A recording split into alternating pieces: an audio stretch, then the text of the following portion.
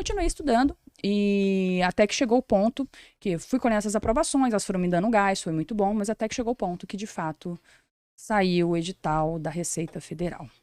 E um pouco antes do edital da Receita Federal, eu tive uma grande decepção num concurso muito similar, que era o concurso do Ministério do Desenvolvimento, Indústria e Comércio Exterior, do MDIC.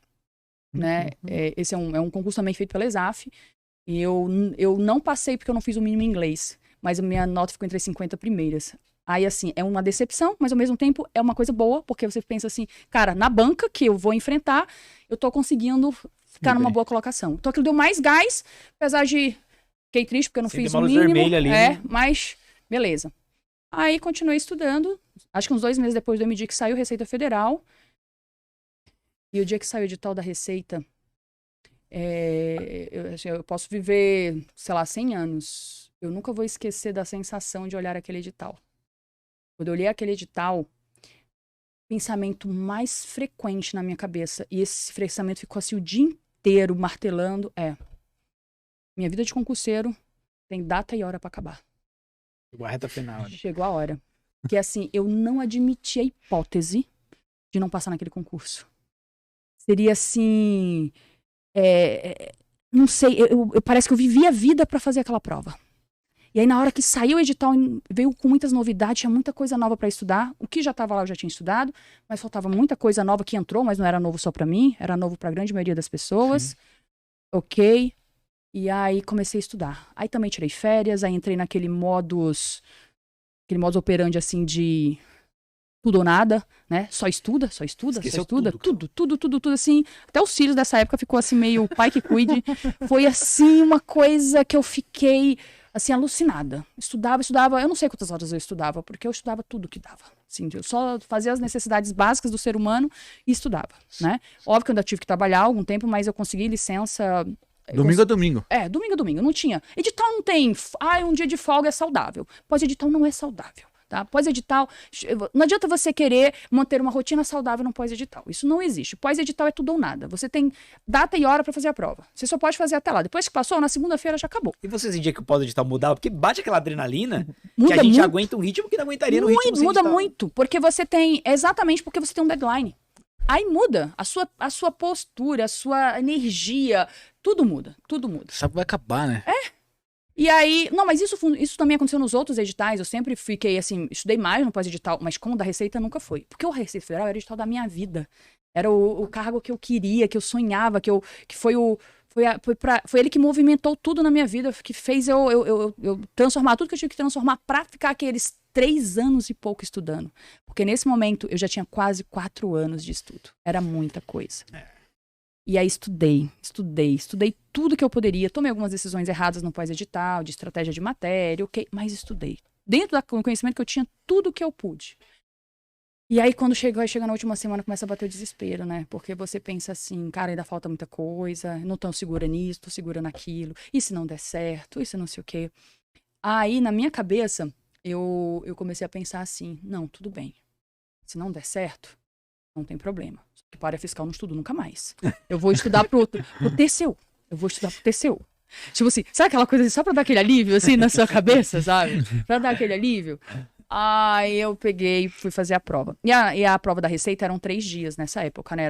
Era sábado à tarde, domingo de manhã e domingo à tarde. Eram 3 provas. Fazia a prova. Quem viveu essa experiência com os 2012, mesmo quem viveu, que não foi aprovado e ouviu falar, vai saber do que eu tô falando. A prova de sábado à tarde foi uma prova tão atípica, nunca antes visto na história desse Brasil,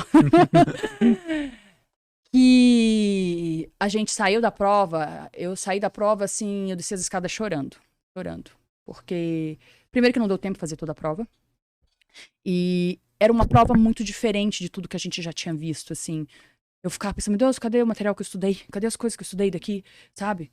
E aí eu lembro que quando eu abri a prova, eu comecei a fazer, eu comecei a ver que a prova era muito diferente, assim. Sabe, assim, é muito estranha, a prova era muito estranha. Uma coisa, por exemplo, muito estranha da prova, ela não perguntava qual era a alternativa correta. Ela perguntava qual era a alternativa errada. E a gente tem isso nas provas hoje, Sim. Normal. Só que você tem uma ou outra. Né? Tipo, no meio de... qual é a alternativa correta? Pá, tal. Aí lá no meio tem... Qual que é a alternativa errada? Tem uma ali no meio. A prova da Receita, ela foi o contrário, ela era só... Além de ter outros modelos de questões, tinha esse modelo que era pedindo a alternativa errada. E os concurseiros vão concordar comigo. É muito mais difícil você responder uma prova assim. Porque certificar 4 alternativas é muito difícil. Porque para você falsificar, basta uma vírgula fora do lugar, basta uma coisinha errada, é fácil. Viu um negócio errado? É essa, que beleza. Verdade, Mas cara. certificar 4 alternativas, além de ser muito mais difícil, muda o tempo que você gasta para fazer a prova. Se analisar 4 é mais E difícil. o seu cérebro não está acostumado com isso, porque você vem sempre, qual é a alternativa correta? Qual é a alternativa correta? E não qual é a alternativa falsa. Porque a alternativa falsa tem que certificar 4. Aí a prova estava pesadíssima. Jurisprudência do TCU, que não tinha nada a ver com a Receita, um monte de coisa, sabe? Super difícil. Mas eu lembro que chegou um ponto, assim, eu tinha respondido, sei lá, umas 7 questões da prova. E eu vendo aquilo tudo super diferente e tal. Eu olhava assim para aquela prova e eu pensei assim, meu Deus, assim, e agora? Estudei a vida inteira para isso aqui. E desse jeito assim eu não ia conseguir. E aí eu lembro que eu fechei os olhos ali e sabe que você começa a respirar fundo pra voltar a energia, assim, oxigenar o cérebro. E aí eu fiz uma pequena oração ali com Deus, né? E eu sei lá, assim, aquilo ali me deu uma paz, uma coisa, né? E eu falei assim... Tipo assim, é aquela típica expressão assim, está tudo perdido mesmo. Já tô aqui mesmo. Eu tô aqui agora, tem que fazer o melhor possível. E eu comecei a sorrir, e comecei a fazer aquela prova, assim... E a prova foi saindo pesada, muito difícil, mas foi saindo. Usei a estratégia de fazer metade das questões mais 1 ou 2 questões de cada matéria. Não ia fazendo toda, tipo, toda português. Como que é toda isso? Até coisa. fala de novo. Metade das questões mais 2. Ou metade das questões mais 1. Porque a prova da Receita tem o 40% de mínimo por matéria. Então você não podia deixar nenhuma matéria sobrando no final. Foi garantindo a regra do jogo. Eu fui garantindo. Porque se era 40%, eu fazendo metade, eu tava fazendo 50%, correto? Sim, já sobrava. Mais 1 ou 2. Pra poder ter uma margem. sobrinha caso eu tenha errado a que eu fiz, né? Então, pra ter uma sobrinha ali, eu fui usando essa estratégia. Tipo, metade mais 2, né? De regra, metade mais 2. E aí, porque aí se eu errasse alguma, teria a sobrinha e eu não perderia nos 40%. Que na Receita Federal era assim, 40% em cada matéria, 60% no total das provas. Fazendo assim. Fiz a prova inteira. Toda. Aí isso também é legal, porque se você não vai fazer a prova inteira, pelo menos por enquanto, você escolhe as questões. Então, eu escolhi as questões mais fáceis e mais rápidas. Pra garantir. Porque aí você começa a ler o cabeçalho, não sabe? Pula. Sabe? Você não tá confuso? Pula, vai pra próxima. E aí, eu fui fazendo isso. Eu fui fazendo só as mais fáceis. Né? A metade mais fácil da prova, mais 2. Foi isso, eu fiz a prova toda. Aí, voltei em todas as matérias e fui fazendo o restante das questões. E deixei exatas por último. Porque exatas, na prova da Receita, eram 20 questões de exatas. Eu tinha feito 12, que era metade, mais 2, e tinham ficado 8. Deixei exatas por último. Quando chegou em exatas, deu tempo de fazer? Fiz mais 2 só. 6 eu marquei aleatoriamente. Tipo, 100 no chute, no chutômetro. E aí essa estratégia deu certo, porque eu não perdi nos mínimos. E essa prova da Receita, o pessoal vai lembrar, foi a prova mais difícil da história da É Receita. isso que eu ia falar, o seu foi 2012. 12. É. Não fechou as vagas. Contado Receita até foi o hoje. que teve 12, depois teve 13, 14, 12, 14. 14 Mas agora. essa de 2012, Sim. todo mundo que vem fala a mesma coisa. Foi É a mais verdade. difícil da história. Foi Os a caras mais falaram difícil. já. É, exatamente. Então, essa foi uma prova que as pessoas perderam nos mínimos. Todo mundo que fez os mínimos passou. Nossa, era Quem fez 60% cravado, tendo feito 40% em cada disciplina, estava a aprovado. prova de sobrevivência pura. E mesmo assim não fechou as vagas. Não, tinham 300 vagas, só preencheu 252. A estratégia, então, foi Mas primordial. exatamente, estratégia é primordial. Estratégia de prova é tão importante quanto estudar para a prova. E o emocional Porque- também, porque e o pra emocional. parar, pra pensar nesse Mas momento essa ali... estratégia, eu não cheguei lá e descobri que eu ia fazer assim. Eu fiz simulados Você antes, veio né? treinando. Eu já antes. sabia exatamente. A prova, ela já era minha antes de eu chegar lá. Eu falo isso muito para os meus alunos. Você tem que fazer em casa antes. Quando você chegar lá, você é dono da prova e não a prova que é dona de você. Você tem que ter o controle da sua prova e não ela de você. Então, ter perdido no tempo, não deu tempo fazer, já era algo até previsto, porque eram 90 questões para 5 horas, sendo que dessas 90, 20 eram de exatas. E qual foi as que não deu tempo de fazer? As de exatas, que gastam mais tempo.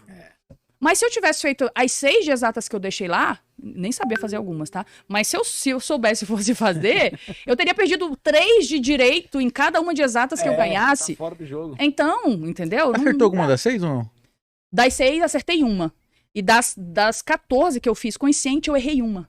Então ficou equilibrado. Aí bateu. Ficou equilibrado. 70% Ficou. Eu fiz 14 de 20 nas exatas, né? Deu E que você certo. precisava dessa sobra porque a prova inteira tem que ser 60%, né? É, a prova Não tem inteira essa tem que ser ainda. 60%. Você entendeu? 40 Na- em cada matéria. 40 em cada Eu matéria. usaria de 8 de exatas, só. Mas, sim. para os 40. Mas pros 60, eu tinha que. Aí eu teria que ter muita sobra em outras. Sobra, é. entendeu? Esse é... Exatamente. É um jogo mesmo, É o né? jogo. difícil, É o difícil. jogo.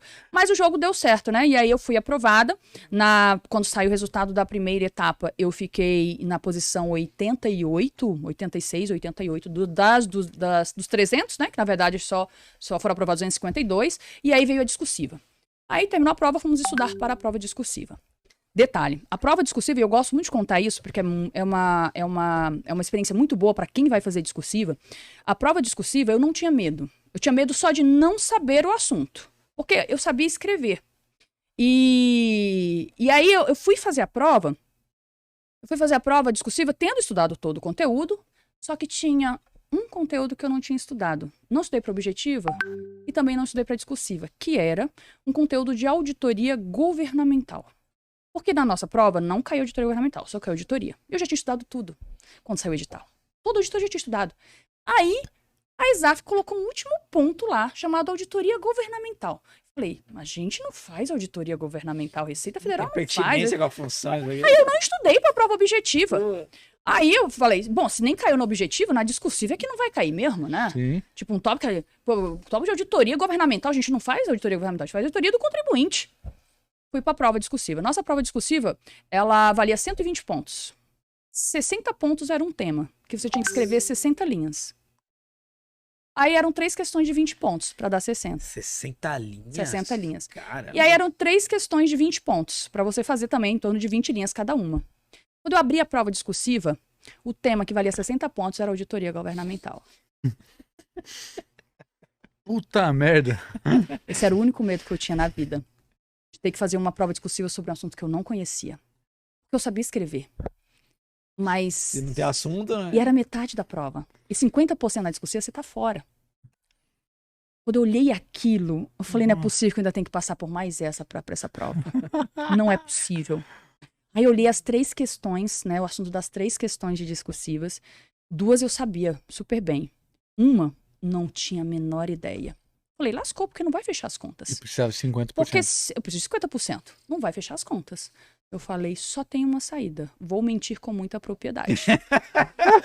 Só sendo assim. Nada de deixar em branco ali. Não. Assim, em branco eu não iria deixar, porque o português vale ponto, né? Se você Sim. fizer o texto. Só que você não pode fugir do tema, porque senão é nota 0. É.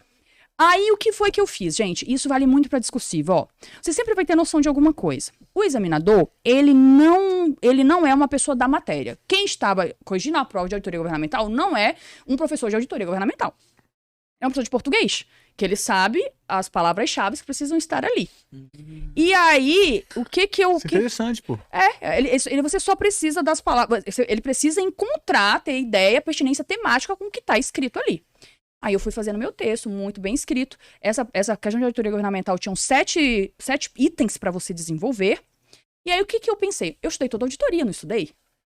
Cara, auditoria privada, eu sei. A baita introdução ali. Eu não sei governamental. Mas tudo que eles perguntavam, eu sabia como era na privada. Quando existia na privada. Eu não sabia como era na governamental. Eu deduzi, imaginei. Eu fui escrevendo. E eu fui escrevendo. Escrevi a prova inteira, fiz tudo. Teve tópico ali que ele me deu totalmente fuga do tema, realmente, porque eu inventei uma coisa que não tinha nada a ver. Mas a grande maioria, ele foi considerando. E o português quase não tinha erro, tava tudo direitinho. Valia 60 pontos, acho que eu peguei 47 nessa questão aí. Nossa, foi bem pra caramba. Não sabia nada? Destruiu a questão. Eu nunca não li nada do tema. Nada. Talvez 47 de 60? Essa estratégia só funciona pra quem tem uma boa base. 80%. Por Você teve quê? um ponto de partida ali. Por quê? Porque eu tinha a base da auditoria. É. Então, você não vai para uma prova discursiva sem ter estudado 0 da prova. Você estudou alguma coisa. Então, na hora, tenta usar os conhecimentos que você acha que são pertinentes com aquilo que você está fazendo, porque o teu examinador, ele não... Se um professor de auditoria fosse corrigir minha prova, é claro que ele não me daria esse ponto. É claro. Mas não é um professor de Na prova auditoria. você sabia disso? Não é um auditor governamental? Sabia. Isso é importante. Sabia. Prepara- Quando a gente Preparadíssimo. estuda, a gente já sabia. Eu não sabia disso. Que É. consiste nas É, o provas. cara de português, se ela. É o cara deu de português. confiança, né? É. Porque eu fiz curso de discursiva, né? Então, o curso de discursiva, o professor fala, ó, eles vão analisar a proposta temática, vai ter as palavras-chave, eles vão querer encontrar isso lá. Então, é mais fácil. Chegou na questão lá que eu disse que eu não sabia nada, eu lembro até hoje, ela pedia, era algo sobre o ágil na emissão de ações. O que é isso, gente? Faço a menor ideia. Aí esse era assim, do tipo assim, esse eu não tinha nem na auditoria, eu pelo menos sabia que era auditoria privada. É um gancho. aí Esse, a única coisa que eu sabia o que era ágil. Porque eu estudei na contabilidade, nem foi na legislação tributária que estava pedindo ali. Eu sabia o que era ágil, só isso. Na emissão de ações, como funciona? Não tinha a menor ideia, não tinha ouvido falar. Aí vem a prova, valia 20 pontos a questão, 3 perguntas. A primeira perguntava, conceito de ágil. Eu falei, vou ganhar. Eu vou ganhar. Eu sei. Só que eu não. Era uma prova de legislação tributária. Eu não sabia o conceito da legislação tributária, mas eu sabia o conceito da contabilidade. Coloquei o conceito da contabilidade ágil. Beleza. 20 pontos. 20 pontos é assim: 8 é português, 12 é conteúdo. Só que não eram 3 tópicos dentro da coisa? 4 para cada tópico. Eles me deram 8 do português, os 4 do tópico de ágil, e eu tirei 12 numa prova de 20. Normalmente é assim, 40% é português? Na maioria das vezes é assim, mas tem que ver o que a banca pede. Você tem que ler o edital, o que tá escrito lá. Nossa, ganhou muito a questão. Quem manja português sai muito na frente, né? Muito na frente, muito na frente. Por isso que na prova de 60 pontos eu ganhei 47, porque desses 60 pontos, 28, é isso, né? 20, faz as contas aí. 40%, 32. 32 era português. Eu tive pouquíssimos erros de português, entendeu? Aí é por isso. 15 ali na... É isso, gente. Sabe português já vai te ajudar, que você já vai levar 40% da prova discursiva. Mas eu imagino que você deva ter saído ali pesada da prova, porque até saiu o resultado e você descobrir que você ganhou esses pontos. Exatamente, Embaçado. exatamente. E aí, quando a gente aí sair da prova, né, aí as pessoas conversam entre si e tudo. Só que o que é que acontece, Diego? Eram 300 vagas, né? A gente já foi fazer a discursiva com 252 pessoas só. Já não Então, tinha mais concorrente. não tinha concorrente. A gente já saiu da você prova mesmo. sabendo que a única coisa que você tinha que fazer para ser aprovado é garantir os 50%. Então, o meu único medo era a fuga do tema da auditoria.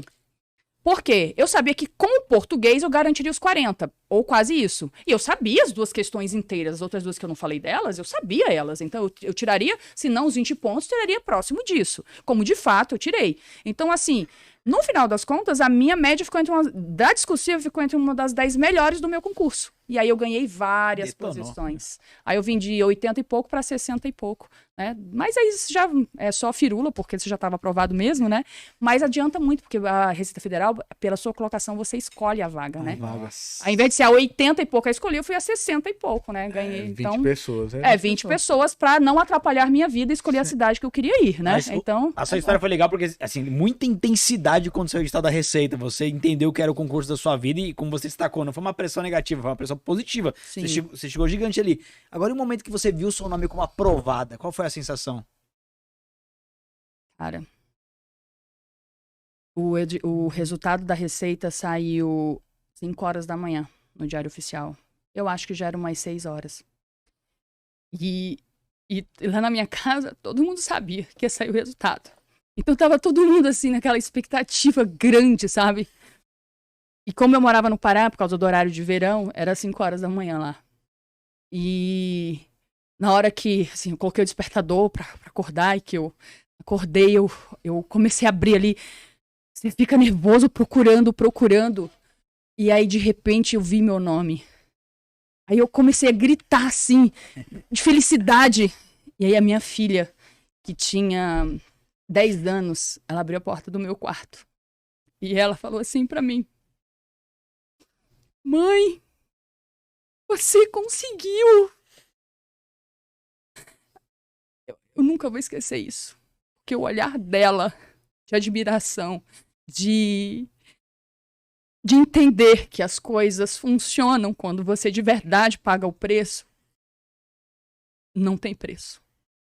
Porque muito mais do que ensinar, não tem nada que ensine mais que o exemplo. E a minha filha, ela é exatamente essa pessoa hoje. Consciente, concentrada, organizada, estuda, faz as coisas dela. Ela é aquele tipo de menina que eu vou virar as costas e eu sei que ela vai tomar a decisão certa. Então, acho que se já não tivesse valido tanto por tudo que o concurso público proporcionou para minha vida, o exemplo que eu dei para minha filha já valeu. Ela pegou toda essa jornada Toda. tensa de preparação. E às vezes as pessoas, elas ficam muito preocupadas, Diego, com o apoio da família. Quero muito que a minha família me apoie. Quero muito que as pessoas concordem com o que eu estou fazendo, me ajudem. E elas não entendem que primeiro que essa é uma jornada solitária, ela é sua, tá? Ela é sua. E depois que você não pede essas coisas para as pessoas. Esse tipo de coisa você convence. E você só convence quando você demonstra que você de fato está comprometido com aquilo. Quantas vezes a minha filha abriu a porta do quarto de madrugada e eu não estava assistindo Netflix, eu não estava dormindo, eu estava estudando. Ela sabia que eu estava estudando. Então ela sabia que eu estava dentro de um projeto que era muito real para mim.